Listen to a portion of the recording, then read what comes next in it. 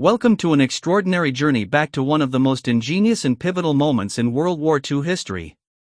Today, we uncover the fascinating tale of Operation Fortitude South, a masterpiece of deception that shaped the course of the Allied invasion of Normandy in 1944. This audacious plan, intricately woven with fake armies, double agents, and elaborate misinformation, was designed to mislead the German High Command, ensuring the success of D-Day, the beginning of the end for Nazi Germany.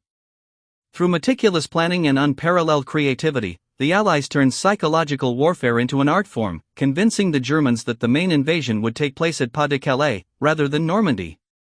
This was no small feat. It required not just the construction of phantom armies but also the manipulation of enemy intelligence with a brilliance that still inspires military strategists to this day. So, as we explore the intricacies of this extraordinary operation, prepare to be captivated by the sheer audacity and ingenuity of the men and women who used deception as their most powerful weapon. Let's step into the shadows of history and unravel the story of Operation Fortitude South.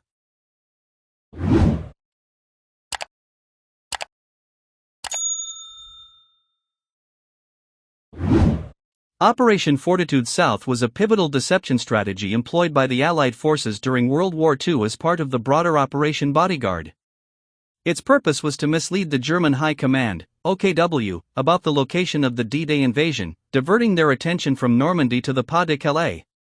This operation, carried out in 1944, played a crucial role in ensuring the success of the Normandy landings.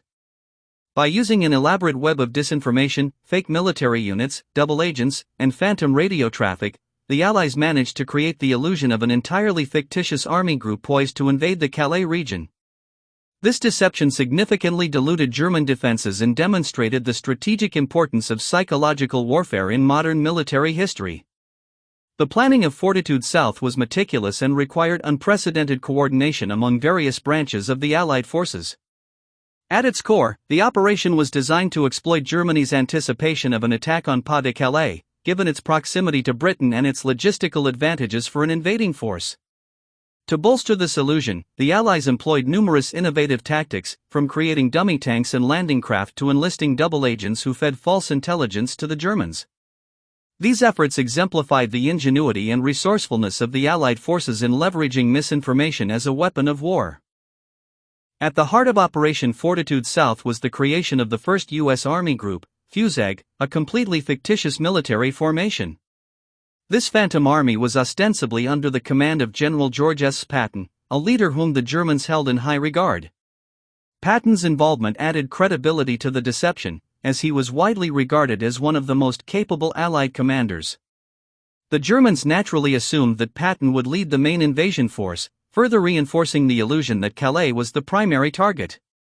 To make FUSAG appear real, the Allies constructed an elaborate facade. Inflatable tanks, dummy landing craft, and even entire airfields were built in southeastern England, where the fictional army was supposedly stationed. Additionally, the Allies created fake radio traffic to simulate communication between FUSAG units. These signals were intercepted and analyzed by German intelligence, convincing them of the existence and readiness of this phantom force. The use of these visual and auditory cues exemplified the lengths to which the Allies went to maintain the illusion. The success of FUSAG as a deception tool was largely due to its meticulous execution.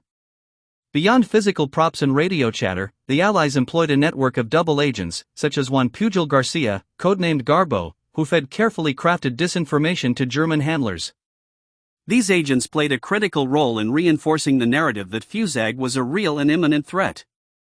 By the time of the Normandy landings, the Germans had concentrated significant resources in the Calais region, leaving the Normandy beaches relatively underdefended.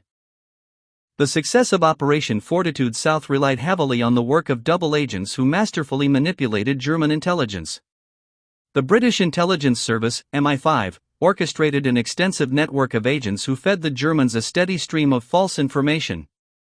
Among these, the most famous was Juan Pujol Garcia, a Spanish double agent operating under the codename Garbo.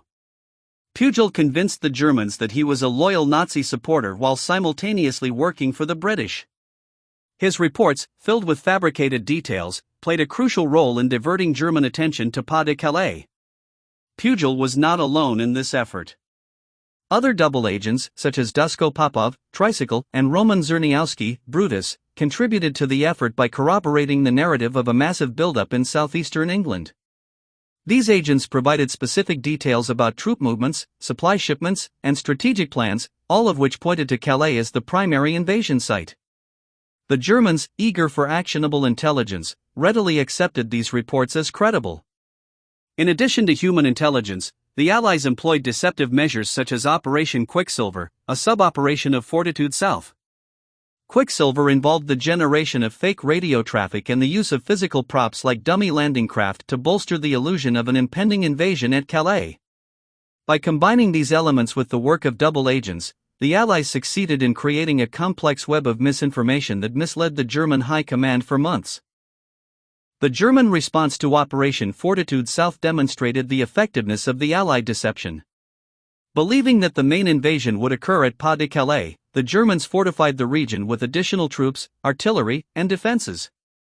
Field Marshal Owen Rommel, tasked with overseeing the defense of the Atlantic Wall, was forced to allocate resources across a broader front, weakening the German presence in Normandy.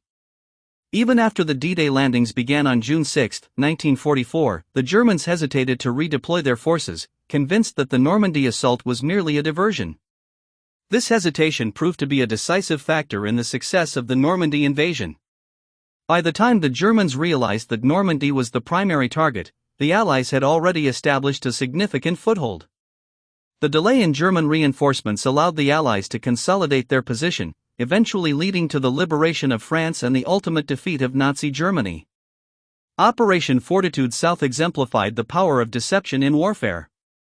By exploiting German assumptions and biases, the Allies were able to manipulate their enemy's decision-making process. The operation's success also highlighted the importance of intelligence, coordination, and creativity in achieving strategic objectives. In the broader context of World War II, Fortitude South stands as a testament to the innovative approaches taken by the Allies to secure victory. Operation Fortitude South remains one of the most successful examples of military deception in history. Its legacy lies not only in its immediate impact on the outcome of World War II but also in the lessons it offers for modern military strategy. The operation demonstrated the value of psychological warfare and the importance of understanding an adversary's mindset. By anticipating German reactions and exploiting their preconceptions, the Allies were able to achieve their objectives with minimal direct confrontation. The principles of Operation Fortitude South continue to influence military strategy today. Deception, misinformation, and the use of advanced technology to create illusions are now integral components of modern warfare. The operation also underscores the importance of interagency collaboration, as its success depended on the seamless coordination between intelligence agencies, military planners, and operational units. In addition to its strategic significance, Operation Fortitude South serves as a reminder of the human element in warfare. The contributions of individuals like Juan Pujol Garcia and the countless others who worked behind the scenes highlight the critical role of intelligence personnel in shaping the course of history. Their ingenuity, dedication, and courage were instrumental in ensuring the success of this ambitious deception. As we reflect on Operation Fortitude South, it is essential to recognize its broader implications for understanding the dynamics of conflict. In a world increasingly shaped by information and technology, the lessons of 1944 remain as relevant as ever. By studying the successes and challenges of Fortitude South, we can gain valuable insights into the enduring power of deception in achieving strategic goals. And so, the curtain falls on one of the greatest acts of deception in military history. Operation Fortitude South stands as a shining testament to the power of intelligence, creativity, and coordination in achieving what many thought was impossible. By creating an elaborate illusion and sowing the seeds of doubt in the German High Command, the Allies not only ensured the success of the Normandy landings but also paved the way for the liberation of Europe and the eventual defeat of Nazi Germany. As we reflect on this incredible operation, let it serve as a reminder of the importance of strategy and innovation, even in the most challenging of circumstances. The legacy of Fortitude South is not just one of victory but also a powerful example of how determination and ingenuity can change the course of history. Thank you for joining us on this journey into the past. May the story of Operation Fortitude South inspire us to think boldly, act decisively, and remember the lessons of history for generations to come.